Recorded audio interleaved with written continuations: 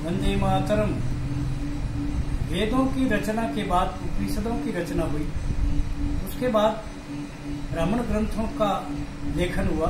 ब्राह्मण ग्रंथों के बाद महाकाव्य रामायण और महाभारत लिखे गए और उसके बाद पुराणों का लेखन कार्य हुआ। आज से लगभग 2000 वर्ष पूर्व पुराणों की रचना काल मानी गई है, लेकिन कुछ विद्वान पुराणों की रचना पहली शताब्दी 5वीं शताब्दी के आसपास की मानते हैं। कुल 18 पुराणों की रचना की गई है। उनमें हरिवंश पुराण, मत्स्य पुराण और स्कंद पुराण, ये 3 पुराण पुराने माने गए हैं। स्कंद पुराण में करीबन 81,100 श्लोक हैं और यह 7 खंडों में लिखा गया है। स्कंद पुराण में कथा आती है कि देवलोक इंद्रलोक के राजा इंद्र कुछ समय के लिए बिना अपने गुरु की उपस्थिति के अपना शासन कार्य करते थे। उनके गुरु बृहस्पति थे और उनकी अनुपस्थिति नहीं होने के कारण उन्होंने विश्व रूप करके एक अन्य विद्वान व्यक्ति को अपना राजगुरु बनाया था और उनकी शासन देख रेख में वो शासन करते थे। लेकिन एक बार इंद्र को पता चला कि विश्वरूप चुपके अपने यज्ञ का कुछ भाग दैत्यों के हित के लिए काम में लेते हैं। इससे वो नाराज हो गए और उन्होंने विश्वरूप को मार दिया, उनका मस्तक काट दिया। उसके बाद काफी समय तक बिना किसी विश्व राजगुरु के शासन चलते रहे। इससे अराजकता फैलने लगी। इधर इंद्र ब्रह्म हत्या के कारण घबरा गया और उसको लगा कहीं उसका विरोध न हो, तो वह समुद्र में जाकर छुप गया और कई वर्षों तक समुद्री इलाके में छुपा रहा। इसी बीच बृहस्पति इत्यादि गुरु ने मिलकर नहुस नाम के चंद्रवंशी राजा थे, उनको राजगद्दी पर बिठाया।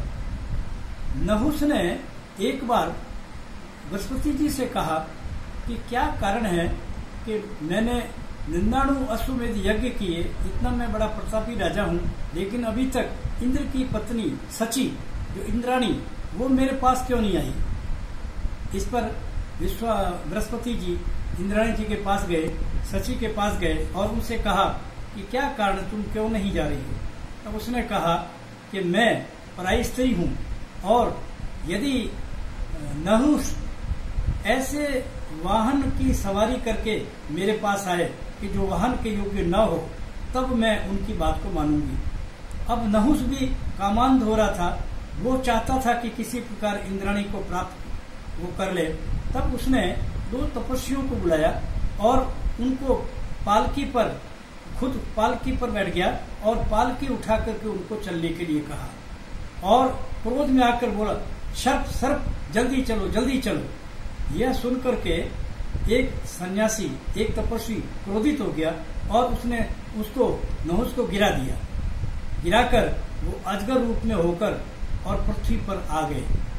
इस तरीके से नहुस की गति एक अजगर के रूप में हुई। तो इस कथा से यह ज्ञान मिलता है कि व्यक्ति को राजपद प्राप्त करने के बाद में कभी अहंकार, कामी, दुराचारी अथवा पाप कर्म नहीं करना चाहिए, अन्यथा उनकी भी गति वही होगी जो चंद्रवंशी राजा नहुस की हुई थी। और व्यक्ति जब कोई राजपद प्राप्त कर ले, कोई शासन का पद प्राप्त कर ले, तो उसको विनम्र होकर तपस्वियों की, अन्य जनता की सेवा भाव में अपना मन लगाए और वो नैतिक और चरित्र बल से आगे उठने का प्रयत्न करे और किसी भी प्रकार से चरित्रहीनता का व्यवहार नहीं करे। इन कथा से यही ज्ञान मिलता है जो स्कंद पुराण के द्वारा लोगों को दिया गया है।